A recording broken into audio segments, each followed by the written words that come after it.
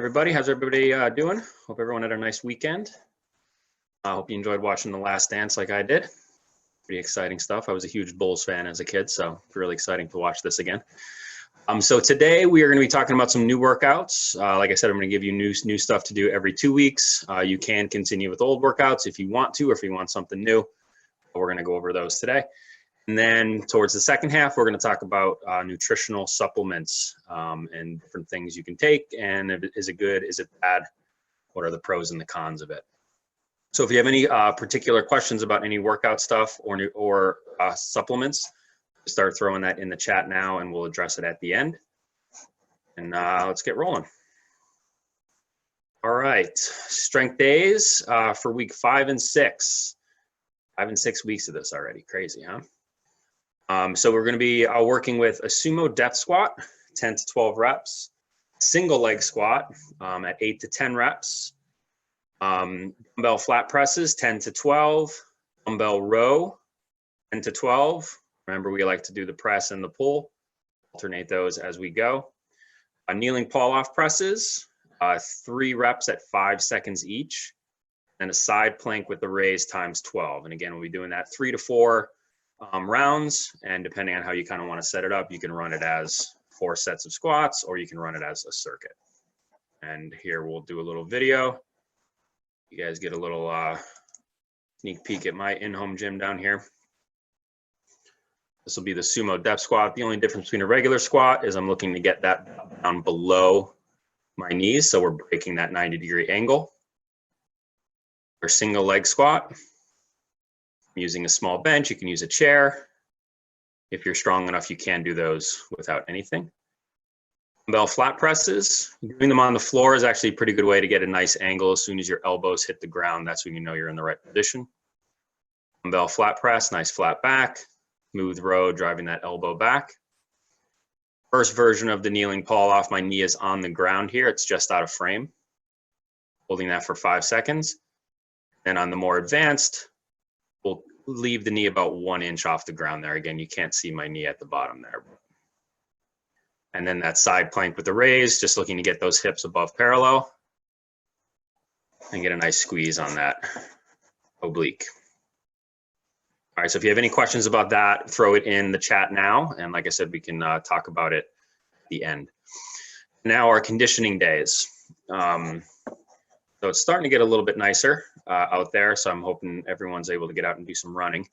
For our track day 1, if there's tracks that are open near you, you can obviously use the track. If they're closed in your town, we will just be using the amount of time here, and you can do this running anywhere. This is what we call a waterfall, meaning that we're going to build up to a high point and then bring it all the way back down. So this is a 100-meter sprint, looking to get that around 15 seconds. And we're going to, this is about a 1-to-1 rest ratio here. And we're going to take a 10-second rest. We're going to hit a 200-meter sprint for 30 seconds. And again, 30-second rest. 300-meter run at 45 seconds and a 1-minute rest. Into the 400, 800, 400, 300, 200, and 100. If you're not in great shape at this moment, I would just axe this 800 in the middle. It'll make the workout just a little bit more doable. But if you're looking for a little bit of a challenge, try to make it through this whole thing and try to hit those times if possible. These are kind of a little bit above what I would call gold standard times. You know, for like a really fit athlete on a 400, I'd be looking more at like a 70 seconds as opposed to a 90. These are good kind of benchmarks to use. Then we're going to cool down with a half-mile jog, followed by some stretching and rolling. And then our track day 2, we're going to use a dynamic warm-up for this. So we'll have a light jog to begin with, and then if you've ever done any of my programs, you know that we have, this is like kind of our standard warm-up, which is a high knee run, kicks, high kicks, walking lunge, and an inchworm. All right, and then the actual workout is going to be 800-meter runs, which is that 2 laps. We're looking for around a 3-minute rest between each, and you're trying to hit that 5 times. And again, if you were not doing the, if you're not on an actual track, 800 times should be somewhere around 3 minutes for like a nice, really strong pace. And then again, finish that with a half-mile jog for a cool down, followed by your stretching and your rolling. You can do that at home, or you can do that right where you're running, depending on your locations. All right, so let's move on. Let's talk about supplements. A lot of people take supplements. It is a huge industry. So I just wanted to give you guys kind of a primer on what goes into them, how they're made, and some of the pros and cons of some of the major supplements that a lot of people like to use. So what is a supplement? It's a product taken orally that contains one or more ingredients, vitamins, minerals, and amino acids, and things like that. Are intended to supplement one's diet and are not considered food. That's a huge part. Not considered food is going to come into play here in a minute. So common uses and applications, obviously we have weight loss or gain, vitamin deficiencies, if you're looking to gain muscle, and then obviously performance enhancement. Supplement industry.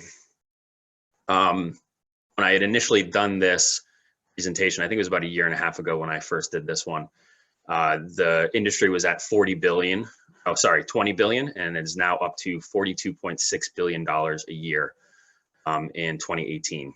So that is a load of money. These guys make a ton of money. And it's regulated in the US by an act known as DSHEA. And it's basically the Dietary Supplement Health and Education Act. Does not require manufacturers to submit dietary supplements to the FDA, because it's not food, for safety or approval prior to sale. As a result, the FDA has no comprehensive list of dietary supplements on the market, and dietary supplement manufacturers must ensure that their products are safe. So they're kind of policing themselves. That they have to have evidence to substantiate a structure function claim, and that the product labels are truthful and not misleading. Structure function is basically what it is and how it does what it says that it's going to do. And this act requires that manufacturers meet 3 requirements for placing a structure function claim on a supplement label. They have to substantiate that claim, that is truthful and not misleading. There's a lot of gray area in that. And they need to notification to the FDA within 30 days of marketing about what that claim is going to be. And then obviously a disclaimer on the supplement label. So to put this into kind of perspective about what those very weak regulations on these companies results in, between 2012 and 2016, 2016 is the most recent data we have. Our current administration right now, they're not as transparent. So half of the FDA recalls from 2012 to 2016 were for supplements. Half. So like think about when you see on the news, they're calling lettuce because it had salmonella or something like that. Half of those recalls are just supplements. And, every recall is due to unimproved ingredients, and they're usually narcotic in nature. So you get a sense of where things can go wrong with these companies. And the FDA only has accurate contact information for about 20% of supplement manufacturers. Most of them are overseas. A lot of them come out of countries like China. And we don't have a lot of information about what goes on in these places. Of the firms that the FDA was actually able to inspect, 50% had good manufacturing practice violations. So these are the ones that are in contact with the FDA, know that they can be inspected, and still half of them are failing. So there's some good companies out there, but vast majority of them are not. All right, so what's in your supplement? Dr. Amy Eichner is the special advisor to the Anti-Doping Association for the US Olympic team. I saw her speak a few years ago, and one of the things that she basically says to her athletes is no consumer can ever know what's inside of a bottle. And we advise our athletes that supplementation is basically at their own risk. US Olympic teams, obviously, they're strictly tested, and A lot of times people will come back with positive tests when they had no idea they were taking something that was banned. So let's look at a few different supplements that are out there and kind of some of the problems that happens with them. So snake powder capsule, this supposedly treats joint pain and actually contains pyroxcam, an anti-inflammatory. I'm going to kill some of these names because it's been a long time since I was in college saying these things. Dexamethasone, which is a steroid, and hydroxychloroquine, which is a diuretic, and Chemtide, used to treat ulcers. There is no snakes in there though.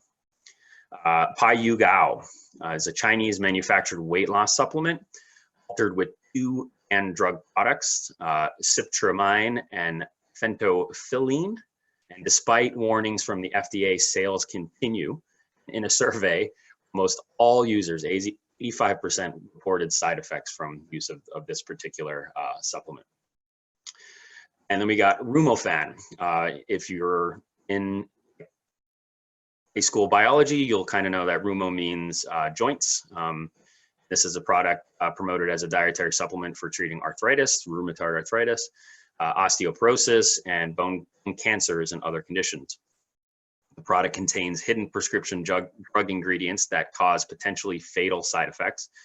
And it could be labeled in Spanish and sold in some retail outlets or at flea markets or on the internet and stuff like that. It was recalled due to reports of fatalities, stroke, dizziness, difficulty sleeping, high blood sugar levels, problems with liver and kidney function, and severe bleeding in the esophagus, stomach, and intestines, as well as a corticosteroid or an anti-inflammatory drug that can cause withdrawal symptoms. And you can still go out and buy this right now. All right, so let's put a human face on this.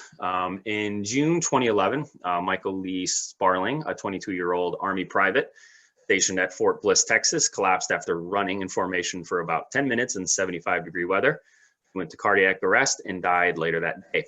For the exercise, he had taken the recommended dose of Jacked, pronounced Jacked, supplements sold by, among others, GNC, the retail supplement chain, who advertised it as producing ultra-intense muscle gorging strength, energy, power, and endurance. Private Sparling was, by all accounts, in excellent physical condition. Obviously, he's in the Army. And that DMAA, or what Jacked is, started out as an inhaled drug for nasal congestion. But because of potential side effects, tremors, headaches, and nervousness, Eli Lilly, which is a pharmaceutical company, drew it from the market voluntarily. In 2005, it reappeared as a dietary supplement. Health regulators in other countries such as Denmark, Sweden have banned it. Heart attacks, heart failure, kidney failure, liver failure were among the health problems reported to the FDA, as well as 5 deaths. The World Anti-Doping Agency, MLB, US Armed Services have all banned DMAA. I even checked today, because like I said, I initially did this about 1.5 years ago. You can still go out and buy it today. It's still sold at GNC. It's a little bit scary. All right, so let's get off of kind of the scary end of supplements and talk about some of the things that you guys might be using on your own. Obviously, working in strength training, I deal with a lot of high school boys, and everybody wants to know about protein powder. What protein powder should I use? How much should I be using? Blah, blah, blah, blah, blah. And the basics of protein powder. Teens need around 35 to 46 grams of protein a day, but you can only absorb around 20 to 30 grams in one particular sitting. To put this in perspective, if you eat one patty of a cheese, like a cheeseburger, that's going to have around 20 grams of protein in it. And protein should be taken post-workout. That does help with muscle recovery, and it's best taken naturally with a balance between whey and casein protein. Most of the protein that you see out there is going to be whey. You need to have a pretty good balance of casein as well. Whey protein is a fast-burning protein, which results in a spike in blood amino acids, and that's kind of the building blocks of muscle. So that's why it's good to have it. But then your casein protein is the slow-burning protein, which results in level amino acid in blood levels for up to 7 hours post-consumption. So you want to have the whey protein in there, like post-workout, to get a nice little quick spike. Then you want that casein protein that lasts for a little bit longer. So I'm sure some of you use protein powder out there. I know a lot of companies put, you know, like 60 grams, 50, 60 grams in like one of these protein shakes. You can only absorb 20 to 30. What happens to the rest of it? Let's just say you're going to have a very fortified bathroom break. Basically, you're not going to be able to absorb all that, so you're just wasting a decent amount of money going down your toilet. So if you are going to be using protein, use it in a responsible way. Make sure it has a mix of whey and casein protein, and make sure you're not taking too much, because again, it just kind of gets it's rolling right through the system. Another common supplement that I know a lot of the boys and stuff like to take is creatine. Creatine is creatine phosphate. That is the medical name for it. It's used in muscle metabolism to create ATP, which is adenosine triphosphate, and it's basically the fuel that makes your muscles move.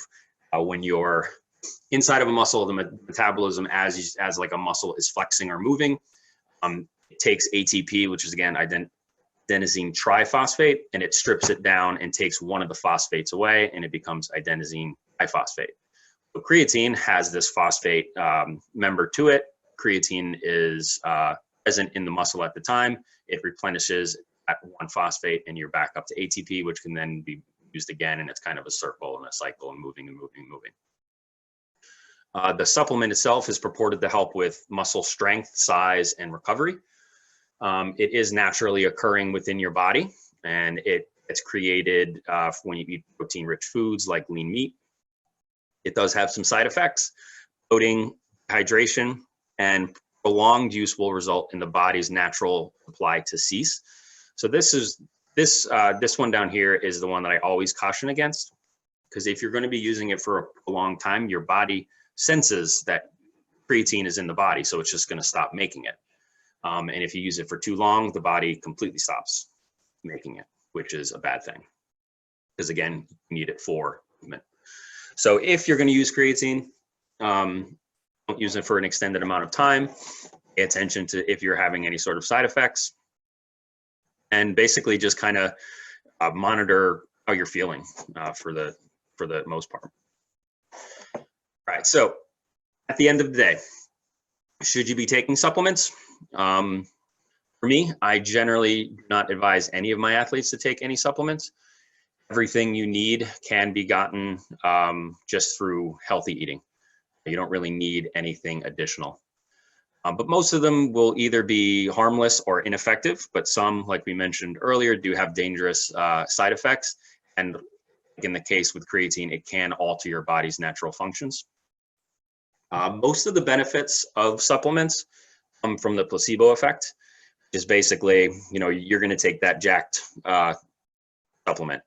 It's supposed to give you these massive engorged muscles and blah, blah, blah, blah, blah. So you take this, you get into the gym, you think you should be flying high, so you start flying high. You think you should be pushing more weight, you start pushing more weight. And then all of a sudden you're seeing the results. And it's basically just because you've taken something that you believe should be effective, so you inadvertently make it effective by pushing yourself a little bit harder. When it comes to things that are like more on the stimulant side, like when we're talking fat burning, that can have a similar effect, but most of those do have things like have like an amphetamine type effect. So they're going to increase your heart rate, which increases your blood flow, which increases your calorie burn. And those are generally the ones that can be the most dangerous. So anything like for fat burning or for performance enhancement, if they're talking about, you know, making you faster or stronger, those are going to be the ones that are probably the most dangerous, because they're going to have something in them that will artificially be raising your heart rate and perhaps even messing around with some hormones. So I generally almost always never recommend any athlete take any sort of supplement that's going to be like a fat burner or some sort of like performance enhancement. Supplements that are for recovery are usually the safest, and that's usually because they're the least effective at the end of the day. I remember when I was in college, when we were talking supplements, one of my professors explained this to me in a way that really hit home. Someone at the time when I was in college and strength training a ton, I was taking creatine, I was taking the protein shakes, sign me up for and anything that would help me get a little bit bigger and a bit stronger. But we were talking about a particular supplement. I think it's still around now. I think it's called glucosaquin or something along those lines, but it's basically collagen, and collagen is the building block of tendons and ligaments. So it's a supplement to help your joints, basically. But collagen, like anything within muscular system, is made up of proteins, which is made up of amino acids. So if you ingest into your mouth collagen, its full form, it's going to get broken down in your body. It's not like you're going to take this collagen in through your mouth and it's going to go to your joints. What's going to happen is it's going to go in through your mouth. It's going to be digested just like everything else. It's going to be broken down to its base part, which will be an amino acid, and then distributed throughout the body where amino acids are needed. So you eat collagen, you take collagen. It's not collagen that's getting into your body. It is broken down and used up however the body needs.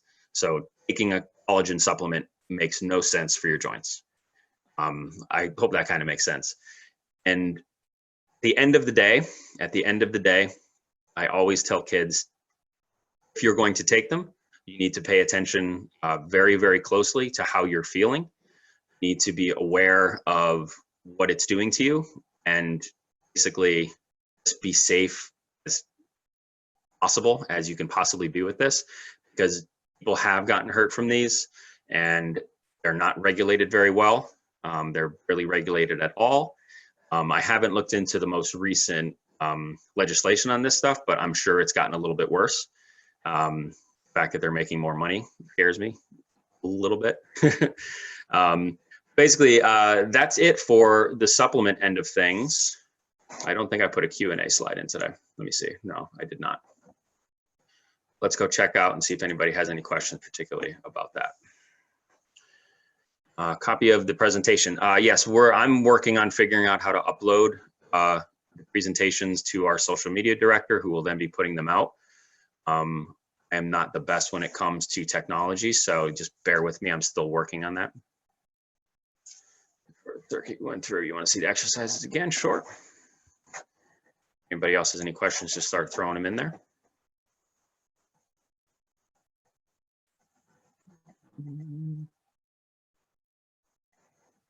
These are the strength training days here.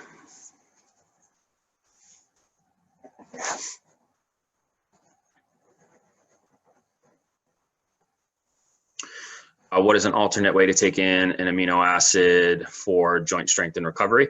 So the ironic thing about taking a collagen supplement is you're going to get the amino acids from that collagen supplement. So it could help your joints. It's not going to be a targeted thing where like it's immediately going to take it directly to like a tendon that's hurting. So you're going to get the amino acids from it. It basically just becomes an amino acid supplement. What classification is pea protein? That I do not know the answer to that, Greg, off the top of my head. I would assume it's going to be more in the casein, just because vegetables tend to be heavier on casein than whey.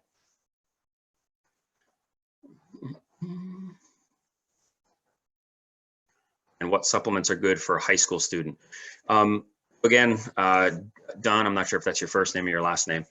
I don't recommend supplements for any kids, really. I mean, the only thing that I would say is the safest to do would be a protein powder. It's not really going to do you any harm. It can help with some recovery. And then if you're monitoring how much you're taking in, then that would basically be the safest way to do it. Which particular brand you're asking? I don't do supplements anymore, so I couldn't tell you which ones are particularly good at the moment. You just always want to check your labels. So if you're looking into a protein powder, make sure it's got that mix of whey and casein and doesn't have anything else in there that's, and that sounds funny. And if you're going to do it, I would talk to a nutritionist first, and do not talk to the people that work at GNC. They're going to steer you towards the most expensive one or something like that. What is your opinion of Energy Chew, Gatorade, et cetera, for training? So Energy Chews, I do ultra marathoning, which means I've run upwards of 75 miles in particular races. So for like Energy Chews and things like that, you're only ever going to need an Energy Chew if they're working for more than an hour and a half, which you do in like an ultra marathon, or if you're working in extremely high temperature. So like if you're a football player, you're in those pads and you're sweating excessively and it's super hot, you might try an Energy Chew. There's better ways of doing it. Basically, a salt tablet is your safest and best way to go. That's what I carry. I run. I just bring salt tablets. I'll have a Gatorade. It tends to mess with my stomach a little bit when I'm running, so I try to stay away from it. But salt tablet is the safest, best thing to have if you're working in like extreme heat. That's the thing that's going out of your body. That's what causes the breakdown, basically.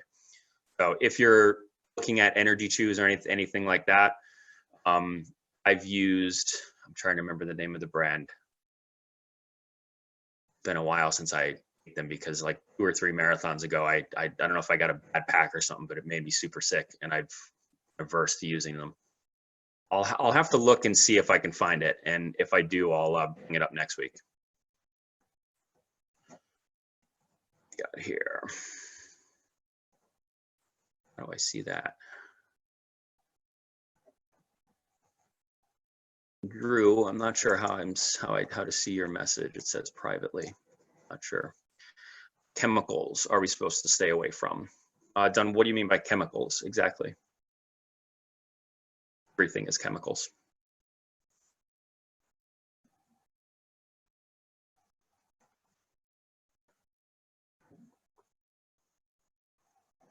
Oh, the ones in the protein powders. When you read the label, it'll basically give you the description of what's in it. If it's anything besides whey and casein proteins, try to steer clear of that one. Again, I mean, I haven't gone into a GNC since I was in college, so 20 years now at this point.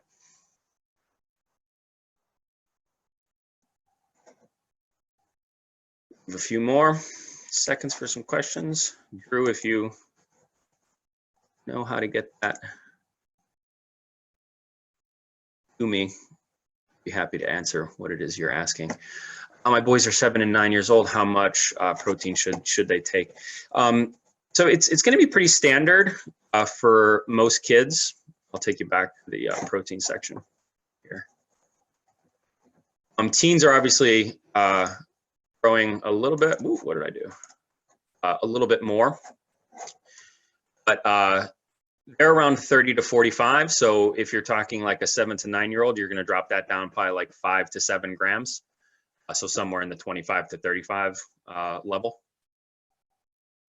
But I mean, for kids that young, making sure they have a rounded diet is more important than anything else. You know, particular levels of proteins and things like that for kids that young, I don't really pay attention to it because it will. There we go. You're just going to get too into the weeds with kids that young. When you're talking about teenagers and looking at muscle growth and things like that, that's when we might want to start paying attention to protein intake. I know I spoke last week about calorie burn and stuff when we did this study a few years ago with some of our full-time tennis kids. And one kid stands out in particular. He was 6'4", maybe 150 pounds. He was just rail thin. I mean, we really needed him to bulk up. So we were really paying close attention to how much protein he was taking. And basically we had to almost triple it for him versus the other kids. Oh, Drew, that was the question about the presentation. Okay.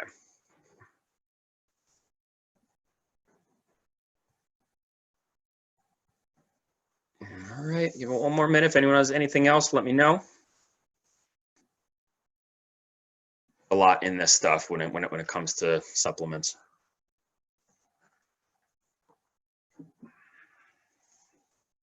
No? All right. Excellent, everybody. Oh, wait, hold on. We got one in. What would you suggest is a good pregame meal for energy, and how soon before a game would you eat? You want to be about an hour and a half outside of any sort of meal before you're going into a game. In terms of pre-meal energy stuff, anything that's going to be high in sugars, like good sugars, so like fruits, vegetables, things like that are usually the best way to go.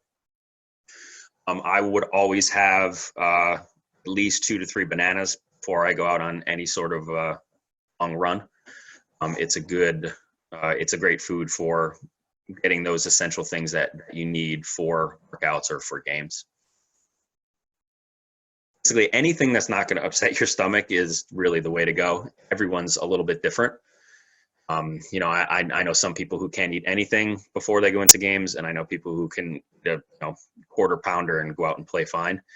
But for athletes that I work with, you're usually looking at 90 minutes before, something high in sugars, something that's going to be like a quick burn in terms of getting out there on the field. Is pasta bad for pregame meals?